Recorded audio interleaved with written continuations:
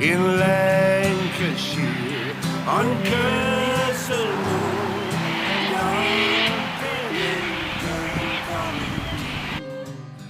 They led the people's charter to bring justice to all England.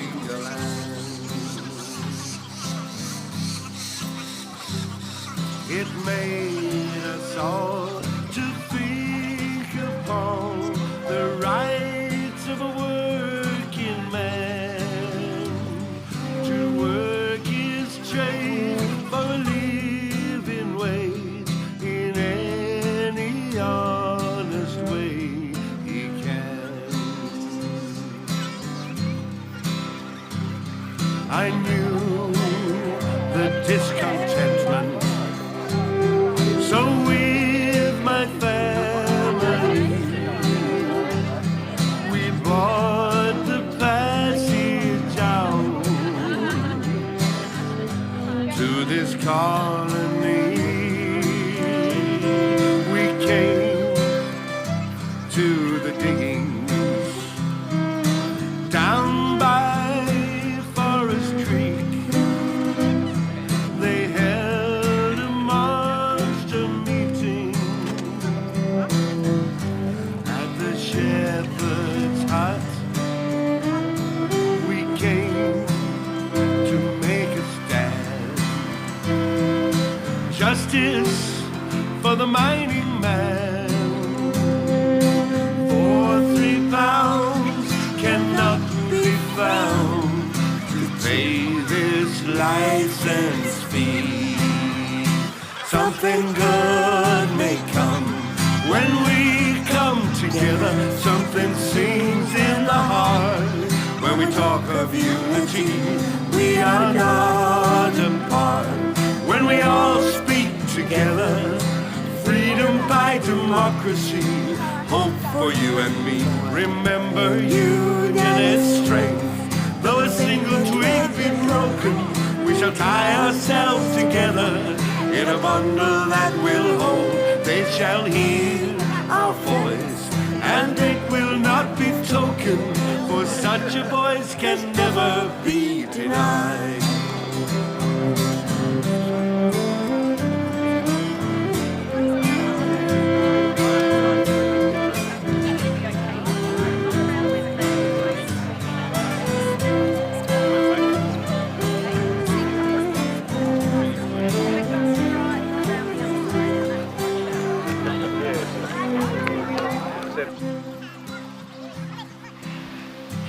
I shall not forget how those To start the proceedings, I would like to acknowledge that we are meeting on Jara people country of the Djadjadjurrung community.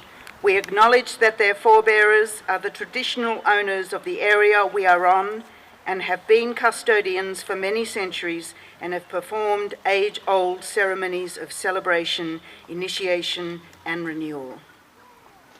We acknowledge their living culture and their unique role in the life of this region. Welcome. Doug was born on the 10th of July 1948 and lived here all his life.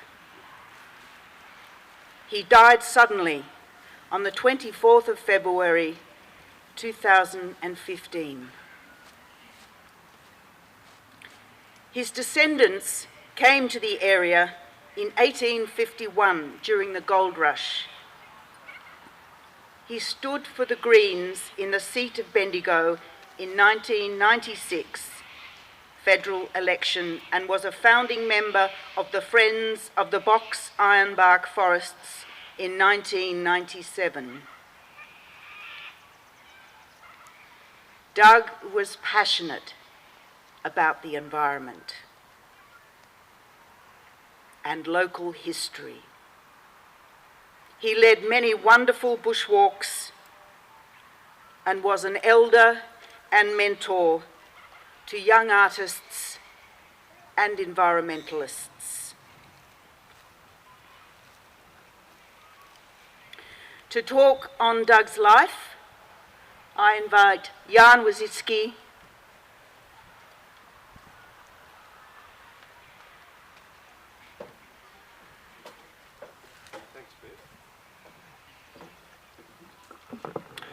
Thank you, Bev Geldart, and it's a privilege to say something about Doug today, and first of all though, to Doug's family, his children and grandchildren, and his brother who are here today. Profoundest sympathy at Doug dying so early for you who were close and lived with him all your lives. When Lindy rang to say that Doug had died, in the shock of it all, it went through me that a mighty tree had fallen in the forest, a tree of knowledge, a tree of wisdom, an old tree, a river rid gum or a stout box maybe, that had stood through the changing generations and cultures of this town and of this country. A tree, a man that was as indigenous to this place as anybody could be, or at least as indigenous as any white man could be. For Doug knew and loved this country.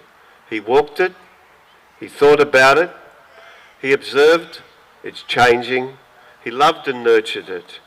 He was of this place and embedded in the country. Anyone who ever went with Doug on his Sunday morning walks will know what a revelation they were. Doug would stroll along, never in a rush, and take us into gullies and show us where ancient rivers ran, the stony beds of these waterways now resting on the ridges above. And he'd point out where early white occupants had tried to dig a well and failed. And he'd reveal stories of the rocks and the undulations in the land which we never noticed until they were pointed out to us by Doug. He gave voice to the country. He put a story on the country, reading it like Braille. They were leisurely, delightful mornings, and once I suggested that they could be organised more often and he could charge people something to come along. His response was that to be paid money to take people into the country would spoil it for him. The last we met, we ran into each other in Mostyn Street about a week before he died. And he had a real spring in his step. He looked well, and I told him so. And he said, "I feel well." And we chatted. We chatted mainly about the coming commemorations of World War I and Doug's view that we are in for a glut of nationalistic Anzaccary. And the people, he said, that we ought to thank for building this nation are the people of the second half of the 19th century who, he said, created the most progressive nation on the planet. With the achievement of the vote, the 8-hour day, and later the vote for women, and many other landmarks of social justice and decency in the world. And as we talked, about every 15 seconds, someone walking by would say hello to Doug. And he'd respond with a hello, knowing the name of everyone. They were all older locals, people I didn't know, who'd been here before us newies arrived. Probably people from families that Doug had grown up with. And that was one of the remarkable things about Doug Ralph. He was on terms with all ends of this town, with the old locals and the latte-swilling blow-ins, and everybody in between. He once invited me to go for a walk in the bush with him and Felix Cappy to visit the hut of the recluse Charlie Sanger, about whom Doug wrote a book with Bernard Slattery. I was surprised that he'd be suggesting this with Felix, Felix being quite a right-wingish character about town.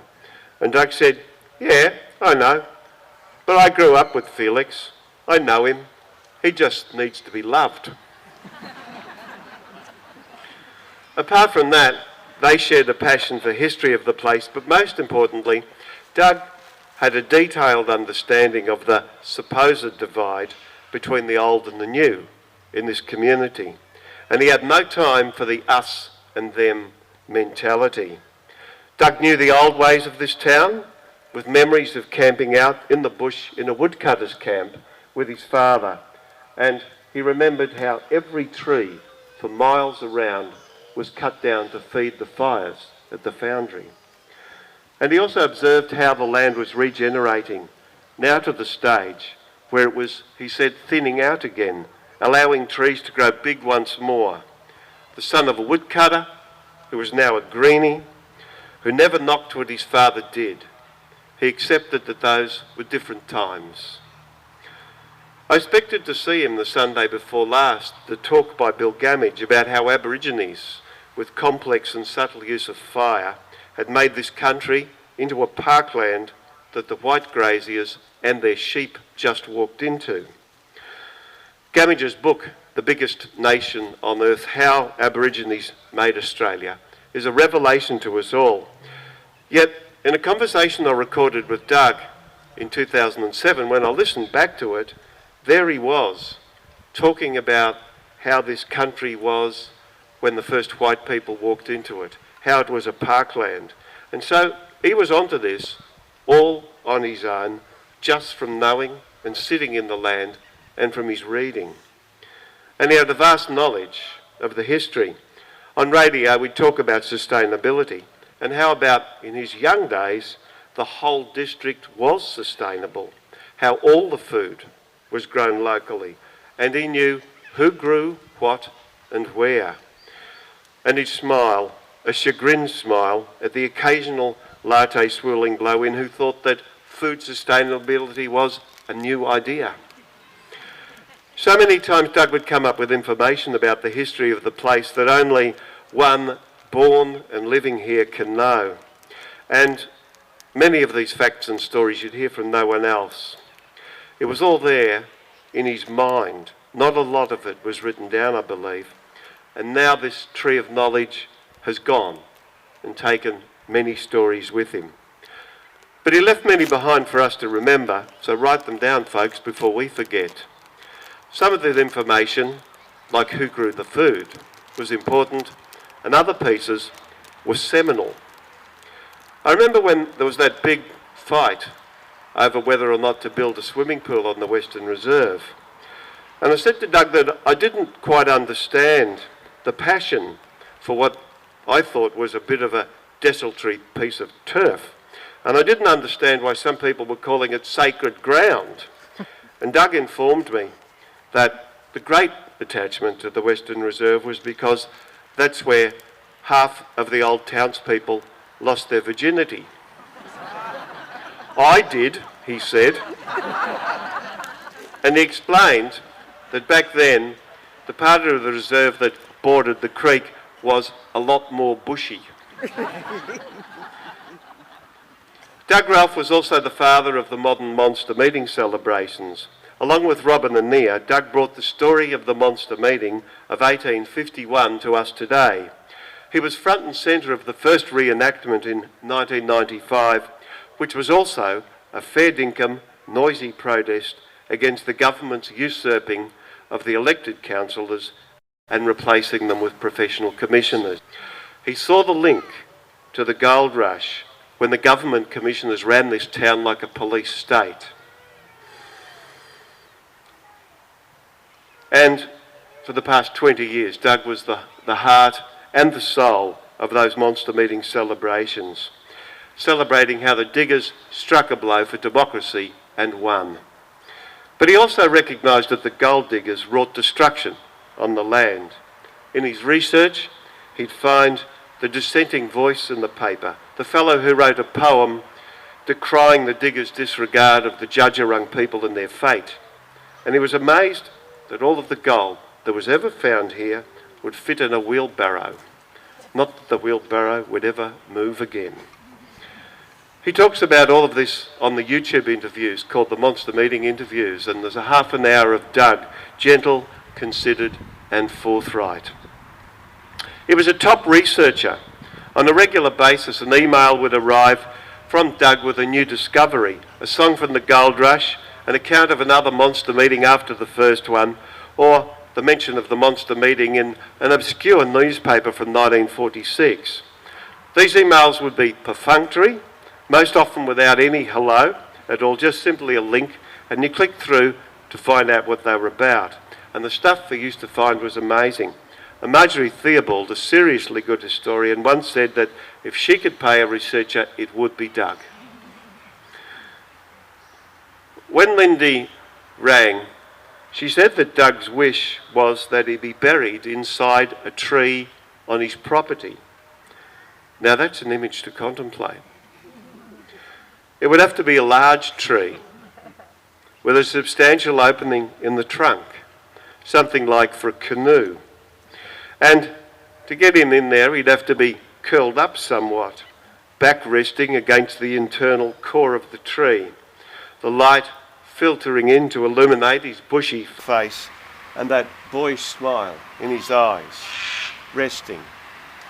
And maybe in this womb, as he returned to the soil, the trunk might close over him and hold him there, absorbing his spirit and his knowledge, and the shade and shelter around could become a meeting place of birds, of possums, and of us, with the upper branches of the tree fused together in the ancient Dja Dja Wurrung fashion to tell us that this was a meeting place.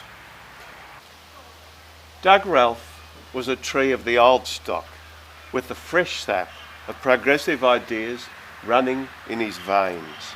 And that was the beauty of the man. He was what this country could be at its best, a mix of the finest of the old and the new. Strong, progressive ideas expressed with modesty, even the shyness of humble country people. He was a tree of justice, knowledge, humility, wisdom, community, and he was always good for a laugh. In this community, he's irreplaceable, and we are so lucky that he was here. Thank you.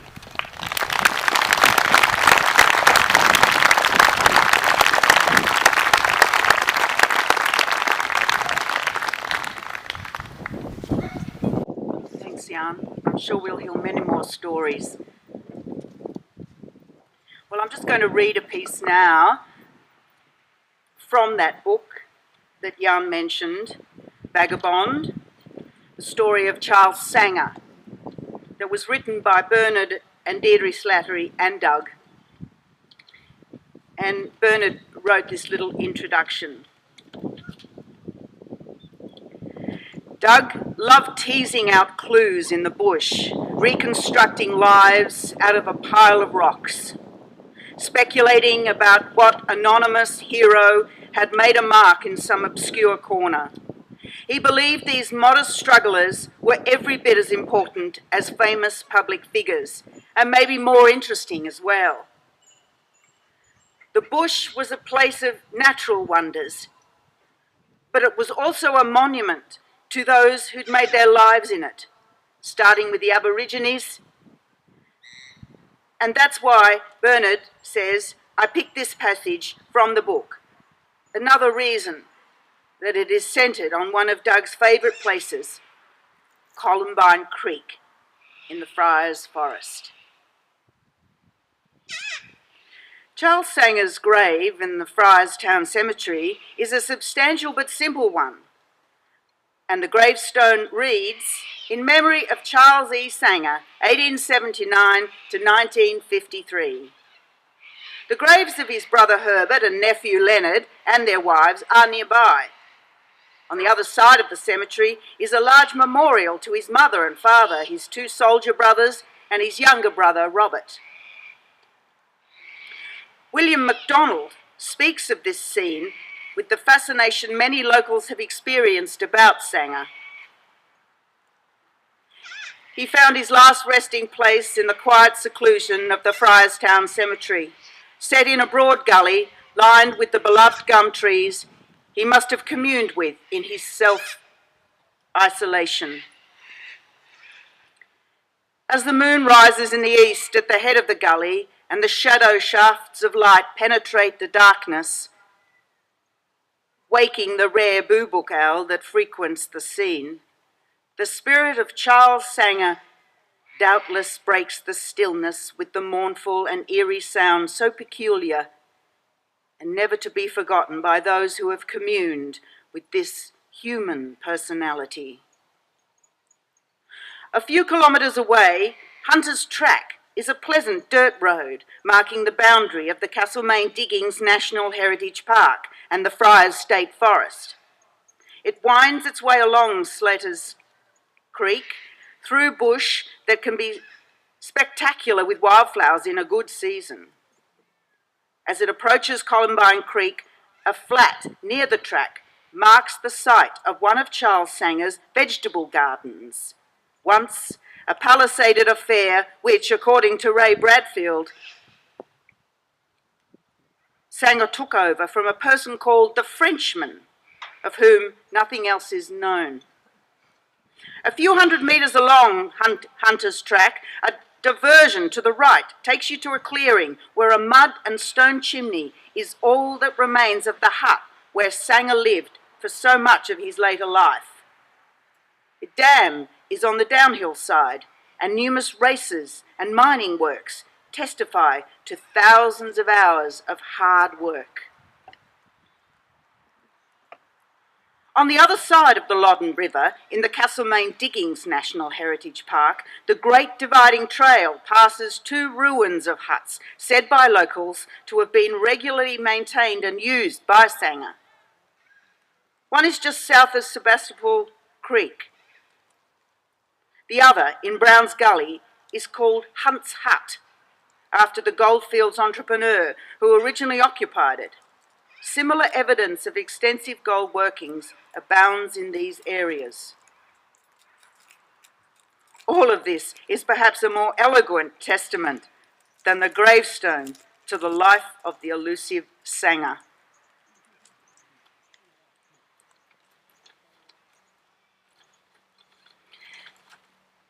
Doug did an interview in 2014 with Earthsong, and this is just one answer that he gave. So this is Doug's words I'm reading now. I was deeply moved by a book about the Yarra River, written by Maya Ward, The Comfort of Water, 2012. In that she mentioned a story of some monks at a monastery who drew their water from one river all the time. They experienced the river. In a way, they became the river. If you're drinking water from a particular area, you are that water.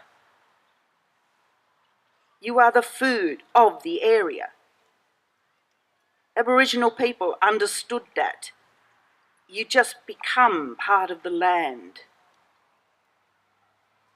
I go for walks in the bush. It's my way of meditating. And sometimes afterwards, I don't know where I've been. I just blend with the landscape. One day I was walking in this way, in a trance, and all of a sudden I stopped. 3 wallabies were sitting nearby, eating calmly. Normally, wallabies run away when a human is near, but these just sat there. I stopped and looked at them, and they looked at me. It was a special moment.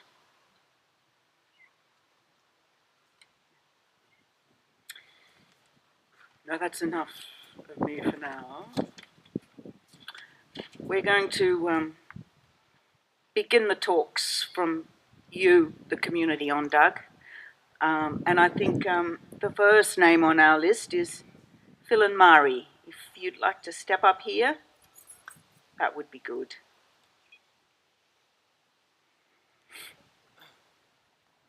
And Puck and Jen will be next, so let me know too if you would rather me bring a microphone to you. I first met Doug in 1995. I was a brand spanking new kid in town, and I was sitting at the Panera near kitchen table And on the other side was a rather large, ruddy-faced man who didn't say very much. And I really didn't know what to make of him at all. But in the ensuing year or two, there were many more conversations in places like the Screaming Carrot Cafe, and a small group evolved around these talks.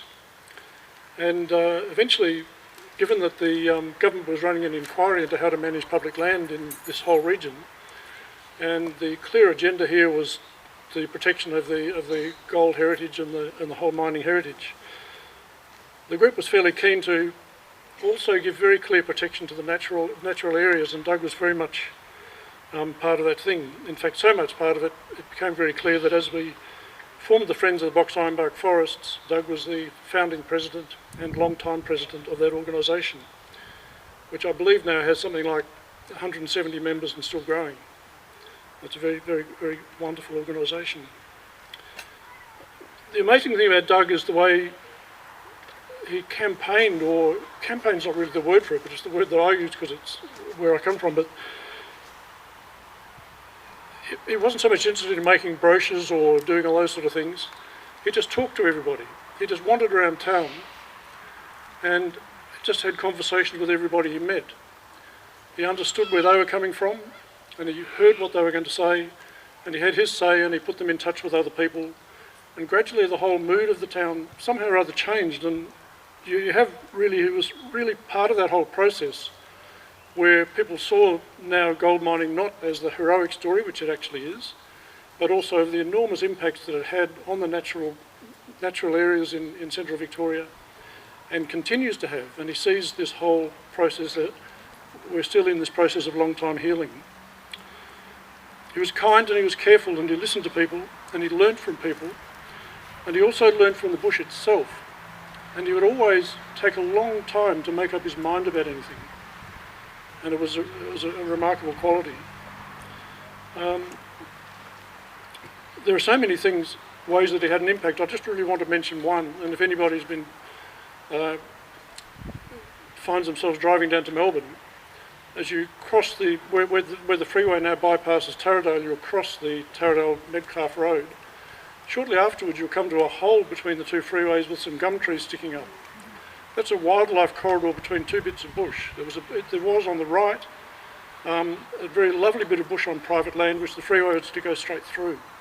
The freeway now bends to the left and goes right around that, and I always think of it as Doug's Bend.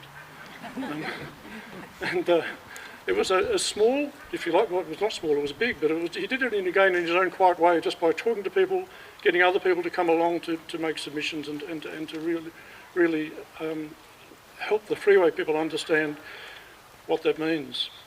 I've been in Melbourne now for some years, but Doug's remained a very good friend, a reliable advisor on all things to do with nature conservation and heritage, and a most wise counsellor.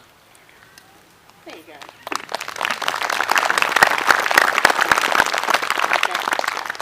I'll stand up tall. Always the same situation with little people. Oh, thank you. Following on from what Phil said about the Friends of the Box Ironbark Forest, I see a slightly different Doug. The Doug I knew was very much an arm waver, so he didn't stand too close when he was going from here to here. And the Box Ironbark Forest group was a little bit the same, because I think he wanted it to be perhaps a bit more than what we ended up kind of looking after, which is in the Mount Alexander region. And so we kind of got that particular group going. And then because there was the Castlemaine Diggings National Heritage Park being worked on at the time, and concurrently the upgrade of the Calder Freeway, a lot more arm waving, because of the freeway, you shouldn't go here and it shouldn't go. The idea that they had of landscape restoration, that's how Connecting Country came to be, and there were lots of cups of coffee and talking and a bit more arm waving, because he was really keen to go a lot broader than what we ended up looking at, which is the Mount Alexander region again. Because if you go too far, you lose that community connection. And I said I don't mind working with it, but I can't do from the Grampians to the, wherever. it really had to come back to something that we could manage, and that's why Connecting Country started off with this particular area, and it's grown.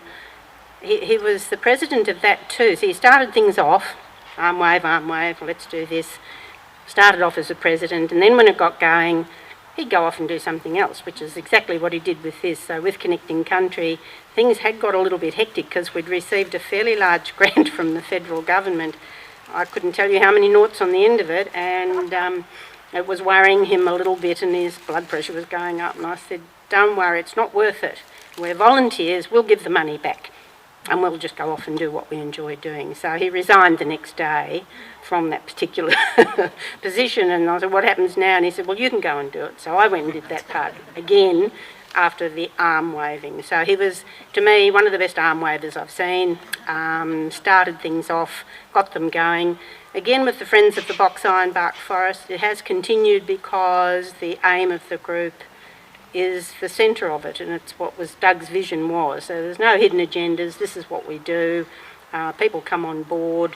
The website's just fantastic, and as part of Doug's legacy of working with the bush and trying to get things done, if everyone goes onto the FOBUF website, there's a couple of things on there that you can respond to and help and keep Doug's legacy going, because they're the very things that he worked hard for, and it often just takes a few people to write something or to talk to somebody, as Doug always did, to make that difference in terms of how we're managing into the future. So if we've got 170 or whatever members now, it'd be nice to see a few more or a few more responses. So if you keep an eye out on the FOBUF website, you just Google FOBUF and it'll come up.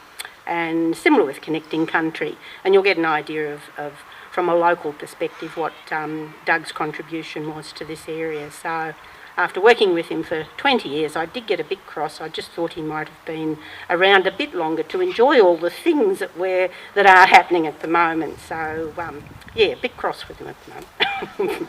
But other than that, I'll pass back to Bev and whoever the next one is. Yeah. Huck and Jen, thank you. And then we'll have Christine Henderson. I just want to say a few words, just briefly. I had the pleasure of meeting Doug Ralph in 1995 when myself and David Jones decided to set up the Bendigo branch of the Greens. Doug came along to one of our first meetings. Not long after that, there was a federal election early in 1996, and Doug put his hand up to be our first candidate. And I was fossicking around and I found the flyer that he put together, which is nearly 20 years old now. And there's a lot in it, a bit too much to read out, but there's a couple of things, if you just bear with me, I'd like to mention. And Doug wrote this himself, I think. Doug is standing as a Green because he believes, I'll only read a couple of the points because there's a long list. The Greens are about a long-term sustainable future for Australia, not just short-term promises. The Greens see the natural and community environments as vital to our standard of living. And that certainly reflects what people have said of their memories of Doug and his love of the natural environment and what he's done to progress that further in the community. There is a statement here where he said that the major policy at that time of the election was unemployment. And he said, it's totally unacceptable that the Bendigo electorate has the highest unemployment rate in the state. Over 12,000 are unemployed in this area, and many positions have been lost directly by the privatisation policies of both the state and federal governments, which are both Liberal and Labor. If this keeps up, we in the provincial areas will be nothing but a pool of casual labour at the beck and call of managers in the cities and overseas. And you could think, well, maybe 20 years on, we might still be able to make those same statements. We've, over the last 20 years, I think as a branch, and you'll hear from Puck about Castlemaine, but there's been over a dozen elections where we've run campaigns at different levels, and many of those Doug was involved in. He was involved in all levels in the party, representing various voices, and separate to putting his hand up for the first election that we were part of. He also put his hand up when we were stretched to find candidates further afield. The Upper House in Murray in 2006, for Lower House seat of Shepparton, and I think there's probably a few more that others will remember.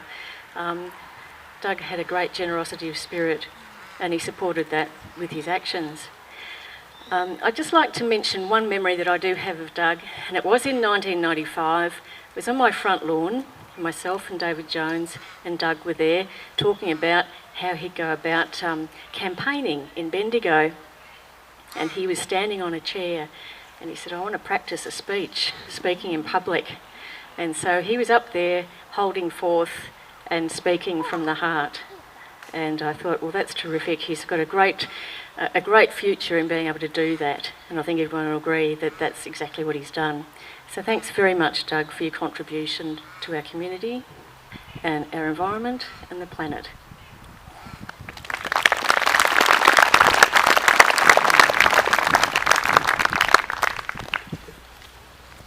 In talking about Doug's contribution to the political sphere locally, I'd like to start with noting that politics is usually a dirty word in this country. But Doug was the sort of person who could restore the ancient idea that politics is a noble art and a way of working for positive change in the local community and the wider world. Doug made a profound contribution to green politics in the big G sense of the Greens, as well as the small g green of the wider environmental activism. And I'm not sure he even saw a difference between the two. The power of his contribution was not in grand rhetoric or the cut and thrust of attack politics. Quite the opposite. Doug's influence was profound because for him, the political was a natural extension of the personal. It was not an attempt to have power over other people or to feed the ego by trying to find other people's love and affection or the notion of being recognised and fated for achievement. It was never about Doug. It was about having a deep personal connection to the land, the local landscape and everything living in it.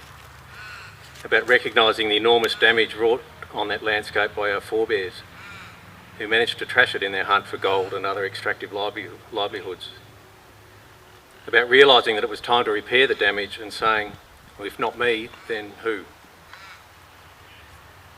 So as we've heard, apart from being involved in a really hands-on way in just about every local environmental group, either joining what others had started or starting something himself, I think Doug realised that our whole way of doing things needed to be transformed, and that meant getting involved in politics.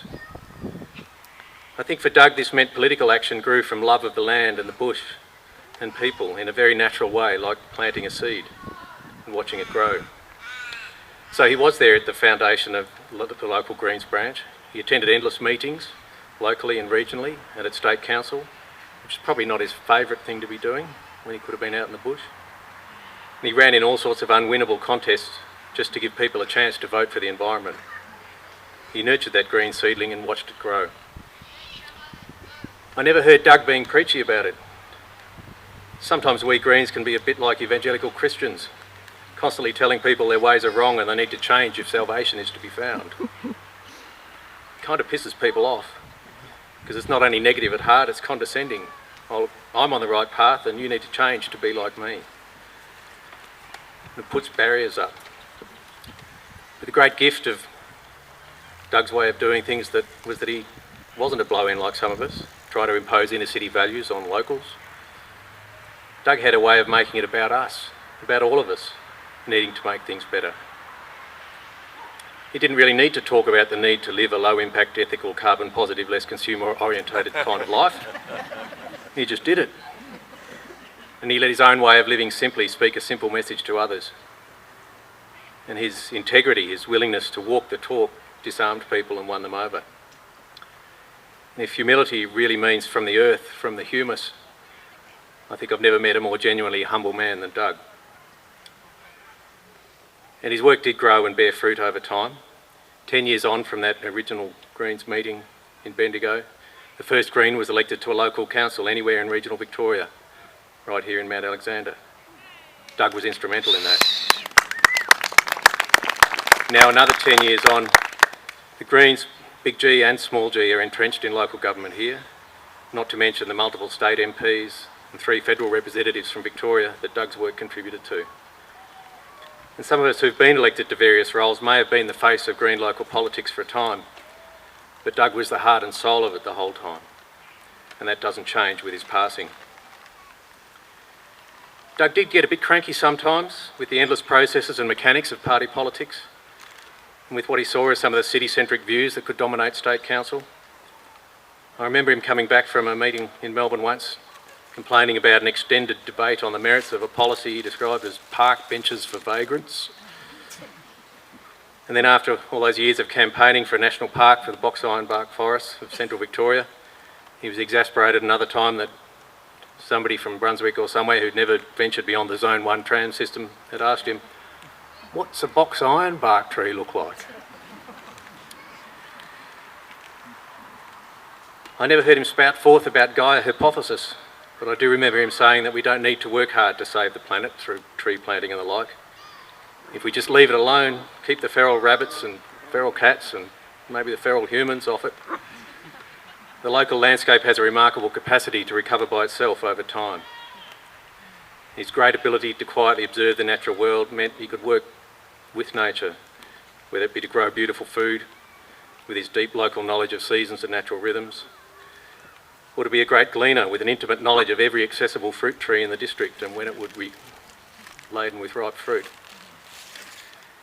But in particular, he could see how the local landscape had begun to regenerate all over the place, wherever people had stopped trashing it and left it alone to recover. And it was a message full of hope. Give the earth a chance and it will bounce back. The earth may in fact be capable of forgiving so much of what we've done to it and continuing to give back to us. And I think anyone who knew Doug knew that if we all lived a little more like he did, we wouldn't need to say it's a beautiful legacy. Thank you, Doug.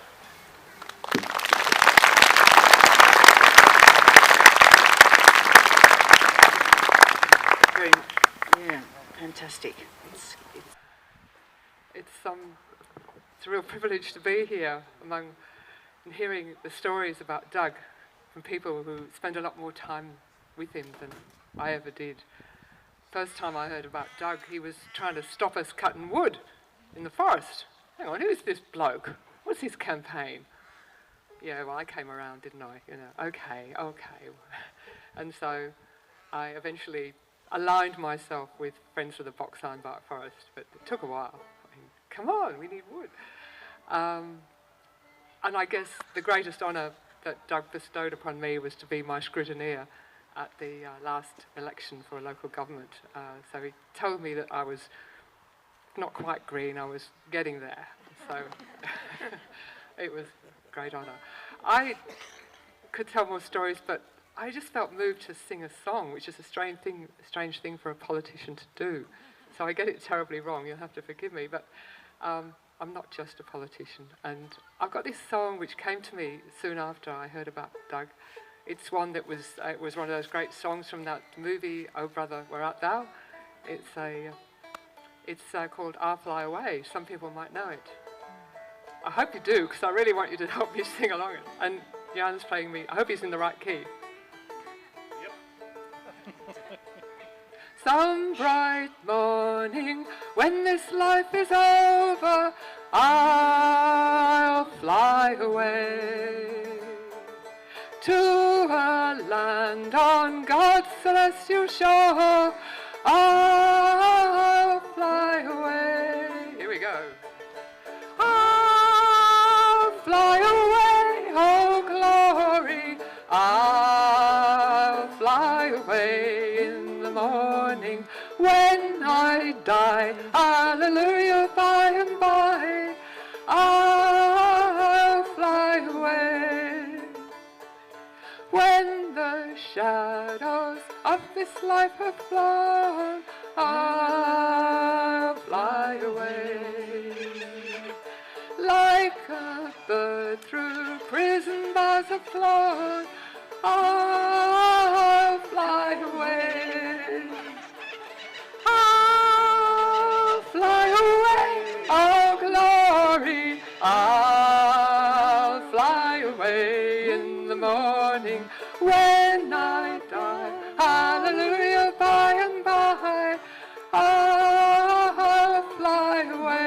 can see a few mouths moving. That's good. There's one more verse, then we'll give it a go.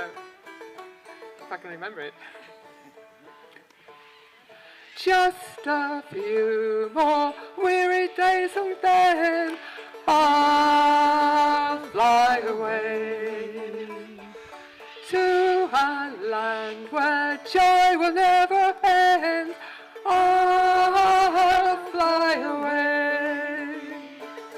I'll fly away. Oh glory, I'll fly away in the morning when I die. Hallelujah, by and by. I'll fly away once more. I'll fly away, oh glory, I'll fly away in the morning when I die. Hallelujah, by and by, I'll fly away. Thanks, Doug. Thanks for looking after the earth.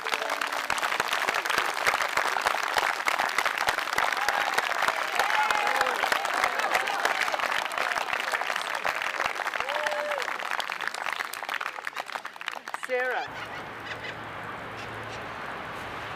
I'd like to start by acknowledging Doug's family and particularly the loss of Doug's passing. I'd like to acknowledge Jason, Lindy and Adam and Doug's grandchildren, Lizzie, Adelaide and Elvis. When I heard about Doug's passing, sorry, forgive me, I get a bit emotional about this. It hit me quite deeply, more than I had expected actually. I was really lucky to have a few wanders in the bush with Doug. He took me to the Welsh village and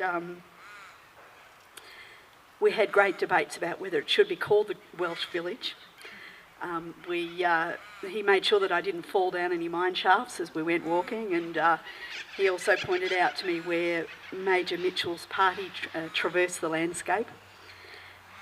We also went to Charles Sanger's hut and his grave, and he signed this lovely book that he wrote together with Bernard Slattery and Deirdre Slattery. There's two words that come to mind when I think about Doug, and I'd like to just briefly share those with you. The first word is mamanya. I don't know if anyone has heard this word. If you have, can you raise your hand? That's a lot of people that Doug shared this word with. He wrote a little word in the front of this book to me. He said, Sarah, remember mamanya, learn to live in the moment and discover the unconditional love that Aboriginal people have for the land. So that's the first word that comes to mind when I think about Doug. Mamanya, let it be, just let it settle. You don't have to interfere with things.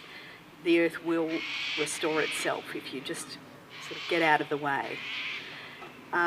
The second word that resonates with me about Doug comes from one of my all-time favourite books given to me by my father.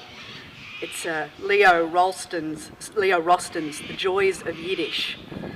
And you can see I've gotten so much value out of this book that it's completely disintegrating and I have to wrap it up with a ribbon. But the word that I would like to share with you for me really epitomises Doug, and this isn't a word that is used commonly or lightly or bestowed upon people easily or flippantly. The word is mensch. It rhymes with bench. It's spelled M-E-N-S-H or M-E-N-C-H depending on where you come from in Europe. A mensch is a human being, an upright, honourable, decent person. Someone of consequence, someone to admire and emulate. It's hard to convey the special sense of respect and dignity that can be conveyed by calling someone a real mensch. For me, Doug is and was a real mensch.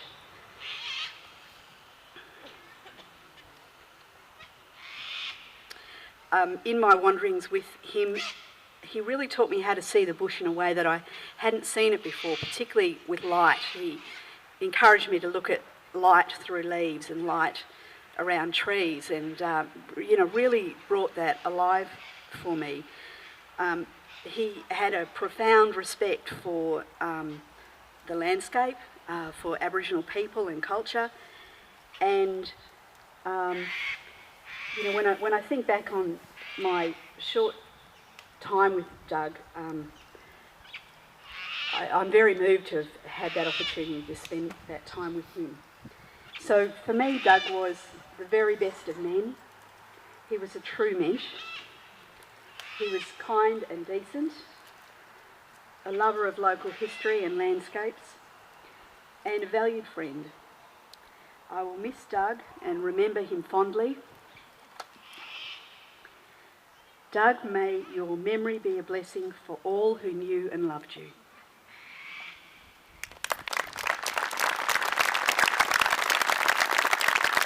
Graham Ralph. It's a wonderful sight. So many people have come along to honour Doug and what he's been in the community, Castlemaine district, all around. Thank you all for being here. Doug left us without saying goodbye, and perhaps that's fitting. We laid him to rest by the edge of the bush at the Tewton Cemetery last Friday in a little corner where I'm sure he'll be happy. But I'm not sure that he's really there. I think he lives on. He lives on in the corner of our minds. I'm sure each one of you somewhere has a little niche there that at certain times you'll think, it's Doug. You may be wandering in the bush in a shady gully somewhere. You may see a mossy rock.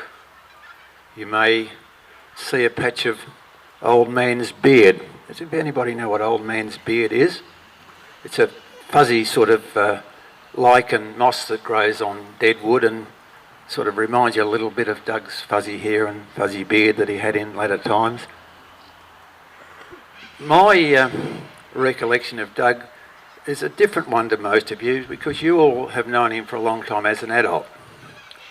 Well, I shared probably the first 15 or 16 years of Doug's life with him. We shared a double bed. We shared the same bath water.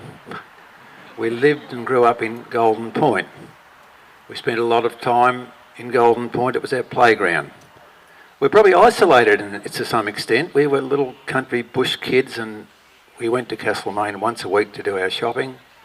We walked through the winding dusty track past the Expedition Pass reservoir to the Faraday School, and often on the way home we would take shortword because it involved going up little gullies and over hills and into places that the other school kids probably didn't always explore, and we found orchids and ferns and birds' nests and all sorts of fascinating things there.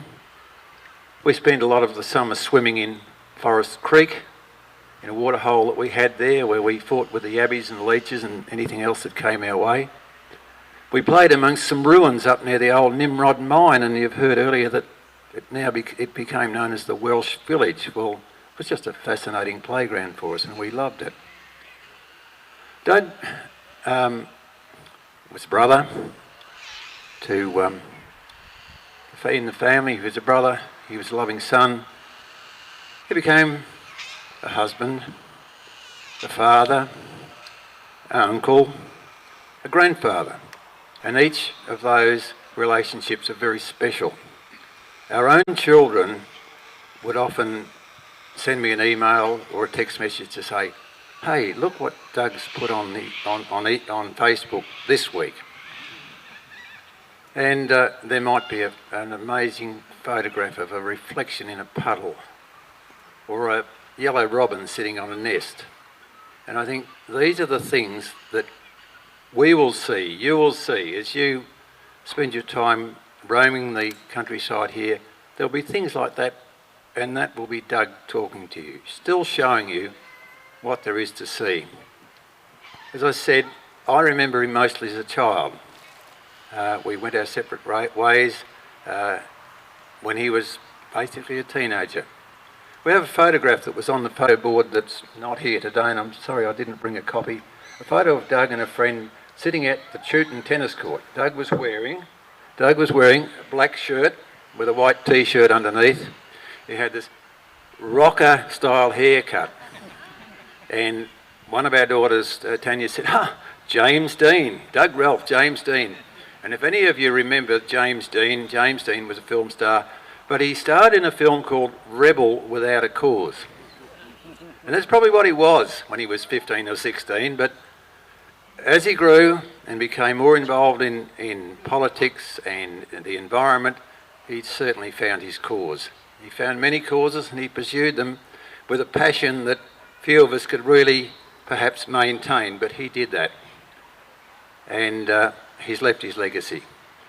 So just to finish off, I'd like to read you something that I read at the graveside, and I think it was most relevant. It just popped out at me from the pages of one of the old school readers.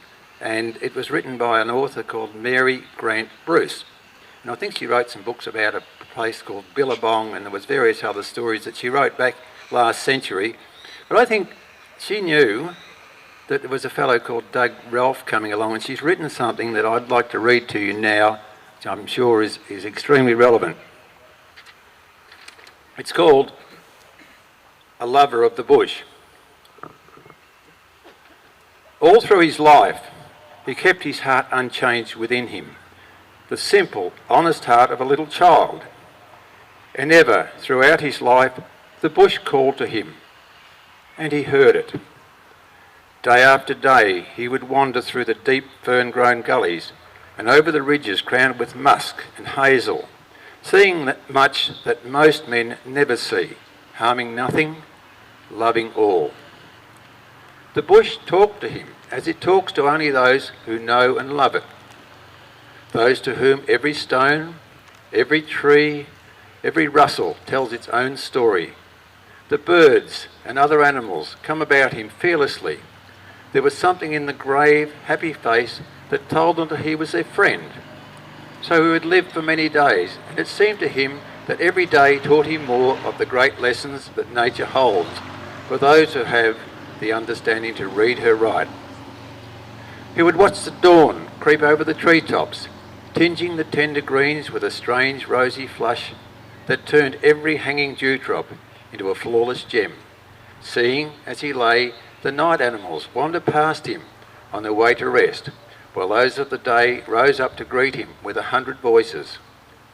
In the heat of the day, he sought the great rock in the creek, in whose cool hollows, fringed with maidenhair, he would sit and dream strange dreams that the world would never understand. But at night, when the world sleeps, but the bush wakes up, came the best time of all. Then it seemed to him that he was most in touch with the ceaseless, invisible life about him, and he would wander through the scrub, smiling gravely, ever and anon, at some bird or animal that flitted by in the moonlight, treading so quietly as not to disturb the very shyest of them all. For him, the bush had given the peace which comes to one who loves nature truly, who, from the roar of the world, turns to the bush or the forest to find rest like a tired child. Long way may we remember Doug and his legacy. Thank you.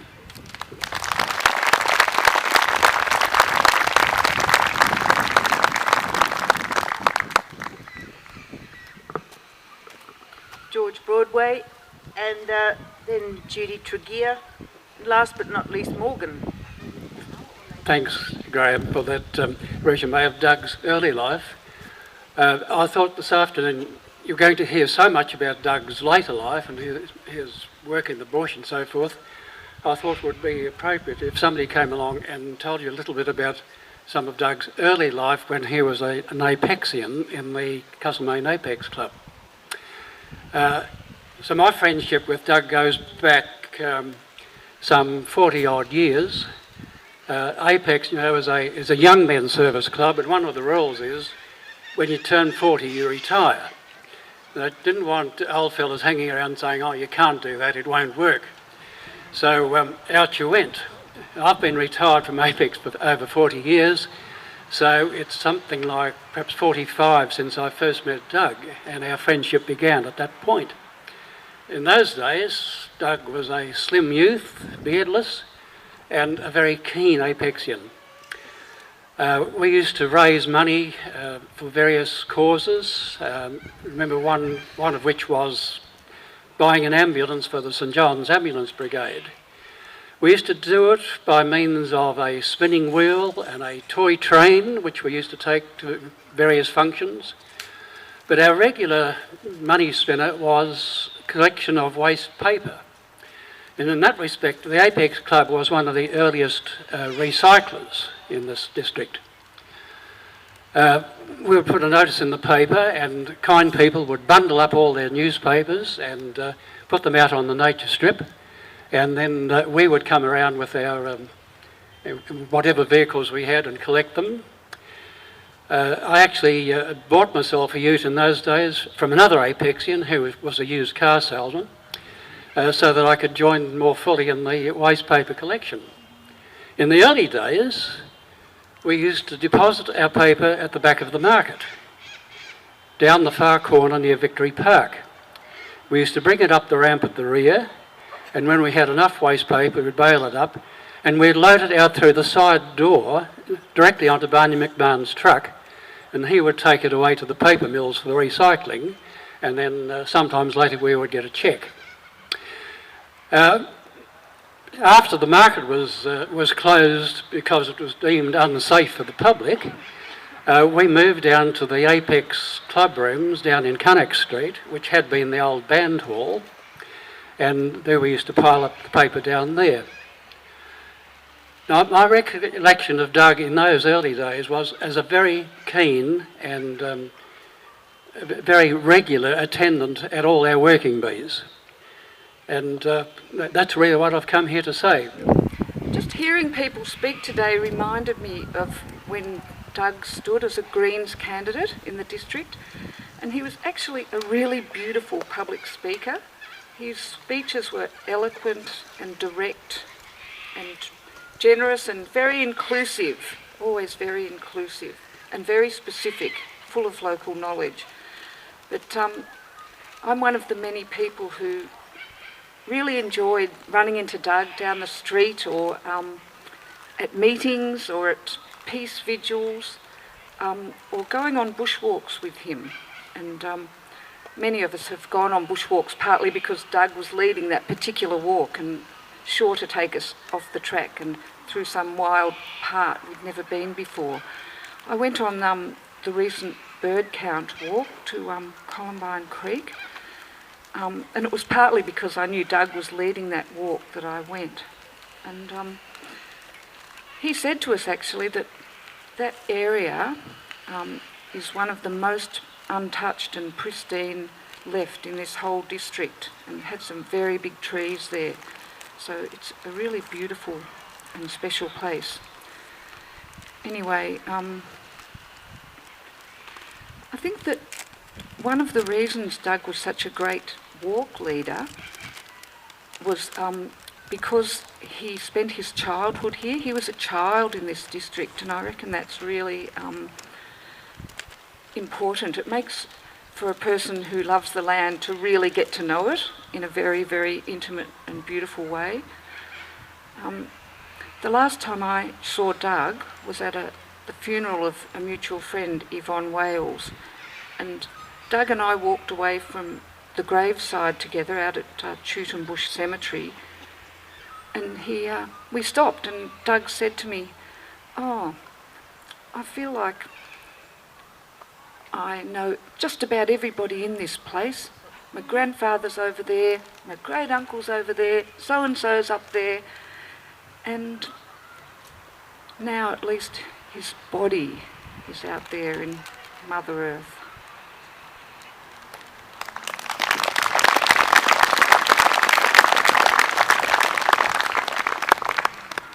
Morgan, I'd like to speak to Doug's generosity.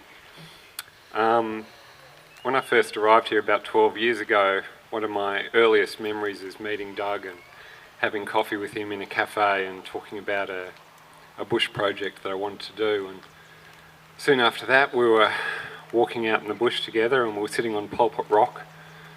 And I got a photo of him with my 2 children, and that's one of my favourite photos of Doug. You know, it's a photo from 12 years ago, and it's very special to me.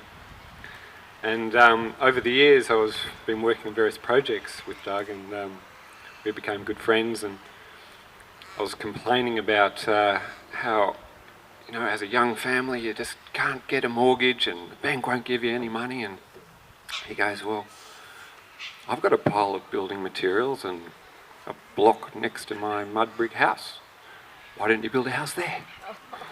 I thought, wow, that was very generous, Doug. And soon after that, I needed accommodation, and I had a marquee, and he said, "Well, it's a good space at my place."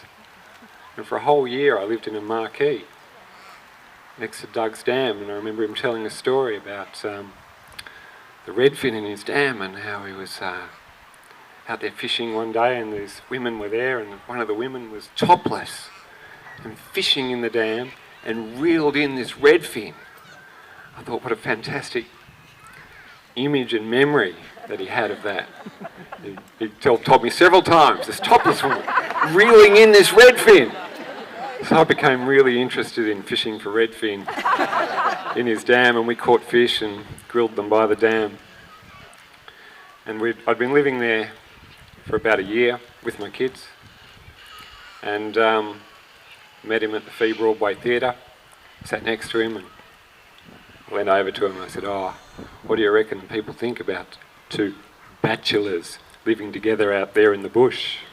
And there we were, sitting next to each other in the Fee Broadway. And he was like, "Oh, I don't care what everyone thinks." So my memories of Doug are of an extremely loving and generous man, and he'll be sadly missed.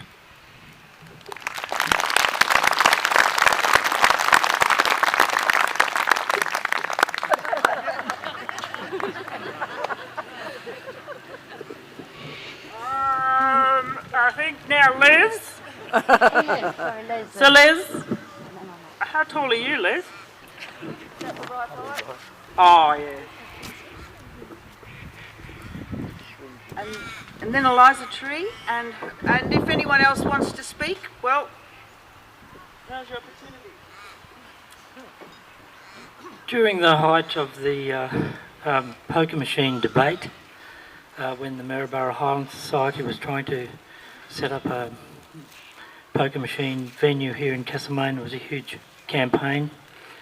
It got very spirited, and this is the letter that appeared in the Castlemaine Mail in 2011. So it is on Facebook, and it is published in the Mail this week, so you may have already heard it, but for those who haven't, here it is. Recent letters to the Mail promote the idea that there is widespread division in the Mount Alexander Shire, but I beg to differ. I have lived and worked in this community for over 60 years, and I've got to know a wide range of people and have a good feeling for how they think.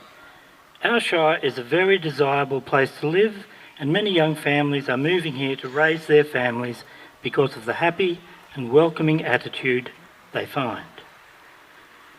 This community has a long history of standing up for our rights and engaging in spirited and robust debates, and this has helped build the happy and vibrant and diverse society that most of us enjoy.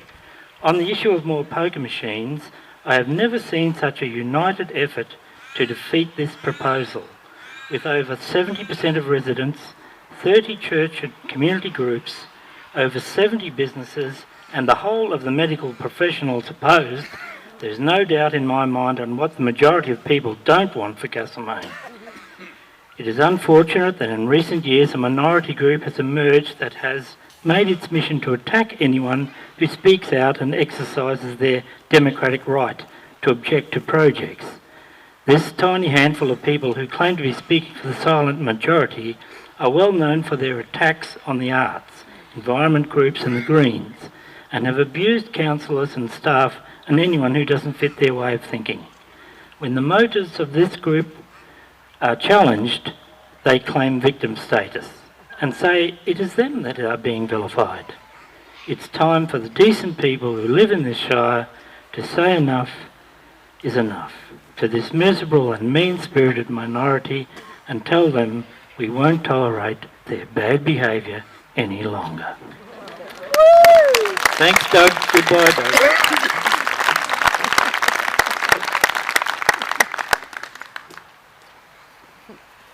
Eliza Tree. And, you know, anyone else? Still got time, haven't we? Still got time? Yep. Well, what a day. It's so beautiful to hear so many different stories about Doug, because I think each of us has had very meaningful and very different experiences with him. And I just can't believe how much we're all going to miss him. But I think for me it was really interesting this week. For a few months I've been writing a really big paper about this whole region and kind of deconstructing the narrative of the gold rush. And it was through conversations with Doug and walks and the perspectives that he showed and showing, you know, sending me those endless sort of email links and things that delivered a really different and very rich understanding of this whole area. And the work that he did has just been extraordinary, and it feels like lots of us are going to continue that work, because I think that the knowledge and the wisdom and the stories that he shared with us are so valuable, and I think all of us are probably in a little bit of shock that we won't be able to continue that dialogue, but that his knowledge lives on with us and with the works we're doing. And I just was desperate to put this in an email and send it to Doug to say, what do you think? This is all those ideas we've talked about and all that sort of different way of looking at the landscape and feeling the landscape and knowing that there's so much more than gold, which, you know, it was Doug who took me on the Jara journey of understanding it being Jara country and nurtured and evolved by the people, and then the stories of pastoralism and then the destruction of the gold, and then the recovery, the amazing recovery of the landscape of both the creek lines and the amazing areas of, you know, whether it was a mining site or if it had been cut for forestry or industry or all of the other things which have happened in this area. It's just this diversity of stories that are so rich, and Doug knew them all. And so we need to make sure that any of those stories that he did share with us are really recorded and connected. It's like connecting the dots in a giant jigsaw puzzle, that it was Doug who knew it and understood it more deeply than anyone. So it's just been amazing being, you know, sort of part of this community and Doug being such a key element in that, and, you know, going to those endless meetings, whether it was council meetings or this meeting, or, you know, that he was there always with something kind and warm and constructive to say when other people would be fuming in their boots, but Doug would always come through with some deep knowledge, gently put, persuasively argued, in a way that has brought so much change in this area. And I mean, I've only been here 15 years, and the amount that's changed since then, and imagining 30 years and 45 years and in all of Doug's life, this is just such a different community. But, you know, we're recognising that and sharing it, and whether it's through Doug's fantastic web pages of the Castlemaine History Group and his stories on the local radio station, and I mean, God, could anyone have shared more of his knowledge than what Doug did? So, you know, anyone who's got some special memories and things like that, I imagine it's really, there'll be somebody putting something really great together to make sure that that legacy really lives on. already there's been so many beautiful images and things on Facebook, but it does seem like, that there's, a vast tome of knowledge that needs to be developed upon. And I think, like Phil and a few people mentioned earlier, that the Friends of the Box Ironbark Forest is such an incredible organisation, and very much Doug, he was their leader and so on. But anyone who wants to join that's a really great way of continuing to support his legacy. Another thing which he helped with was he was there as a founding member of the Castlemaine Landcare that we established 12 years ago. And Doug was amazing because he, would come to our first meetings and, come to some Landcare workshops, our working bees. But then he was just always there as support on the sidelines, interested in what was going on. And he was so amazed by the work we accomplished in the Forest Creek. And those sort of places are, once again, a legacy to Doug and his knowledge and his kindness and his generosity. So, Vale Doug, and thanks.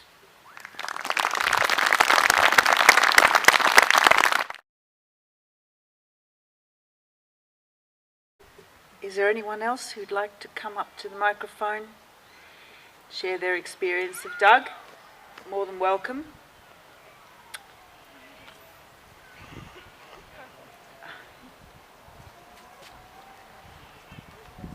And then we invite you, of course, to enjoy your picnic lunch here and mingle. Don't apologise. Don't apologise.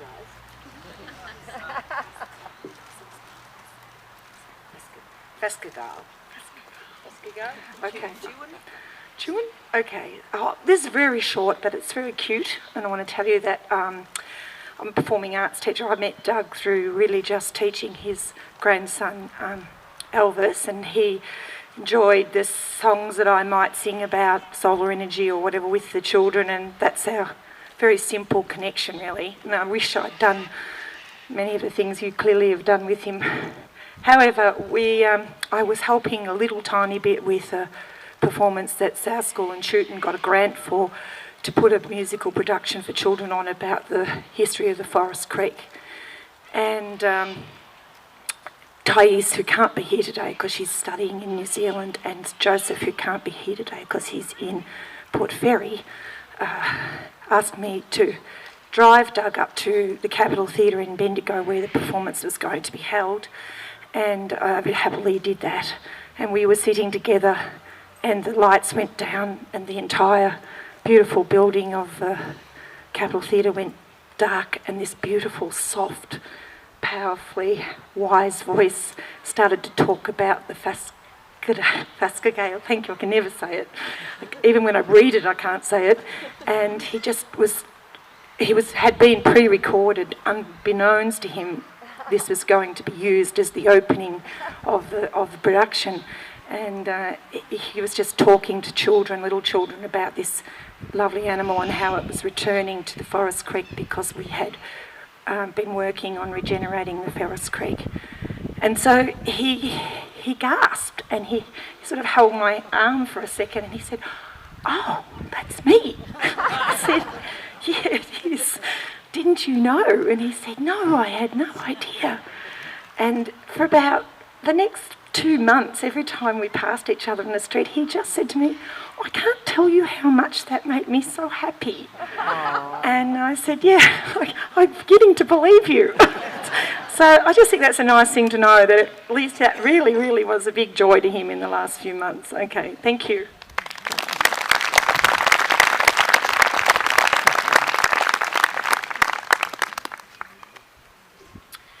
Well, if there's no one else...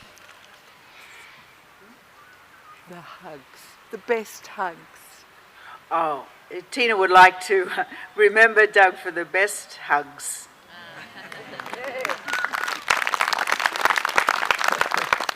And I think you don't know what you've got till it's gone, and Doug has left an incredible space, and as Jan said, it is like a big tree falling, because suddenly there's a whole heap of sky where the tree used to be, and we just need to fill it up again, fill up that canopy with our protection of our bush and our heritage.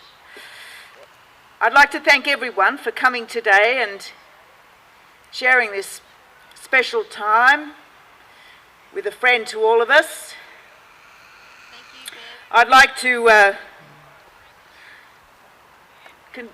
extend our condolences again to the family and thank the group who organised the day. That is Tina Amor, Cartlin Meave, Jan Wazicki, Mari Jones, Phil Hall, and of course Bronwyn Silver. Enjoy the rest of the day and up the trees.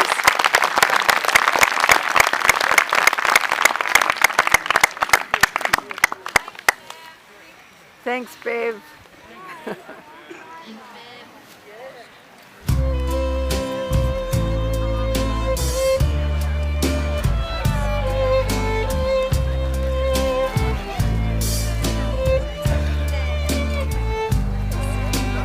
Magical. That's how life can be sometimes.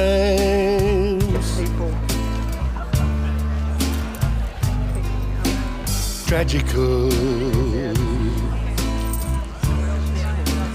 That's the other side.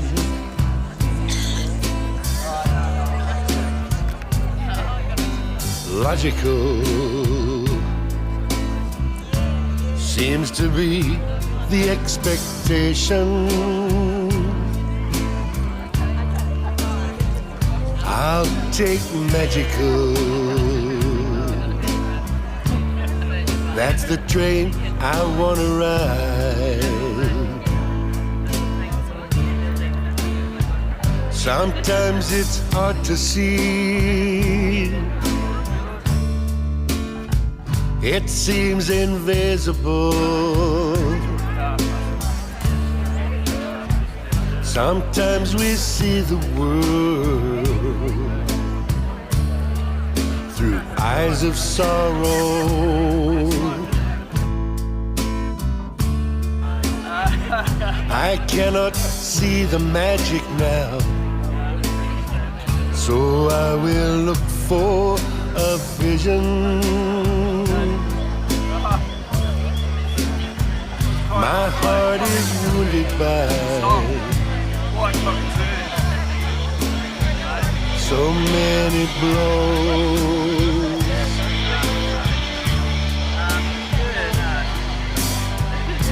At break of day, at evening time, when everything is changing, I place myself in nature's arms. I bathe my spirit in the healing.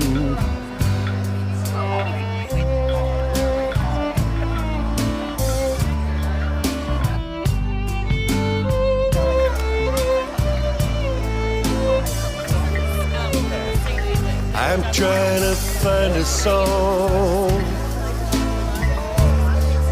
I can't seem to remember. My soul remembers more than I could ever know.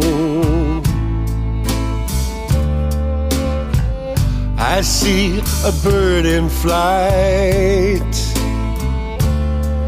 and suddenly there's music,